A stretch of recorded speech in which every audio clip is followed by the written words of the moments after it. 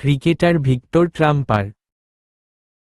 1981 সালের 18 ফেব্রুয়ারি অস্ট্রেলিয়া 4 জন কিংবদন্তি ক্রীড়াবিদকে সম্মান জানিয়ে বিশেষ ডাকটিকিট প্রকাশ করে।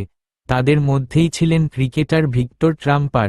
ক্রিকেটের স্বর্ণযুগ অর্থাৎ 1890 থেকে 1914 সালের অন্যতম সেরা ব্যাটসম্যান ছিলেন তিনি।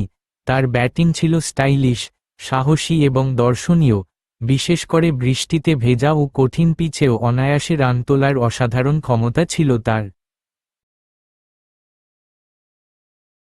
1911 সালে দক্ষিণ আফ্রিকার বিরুদ্ধে একটি টেস্ট ম্যাচে ট্রাম্পার করেছিলেন 214 রান, যা সে সময়ের অন্যতম সেরা ব্যক্তিগত টেস্ট ইনিংস হিসেবে বিবেচিত হয়েছিল।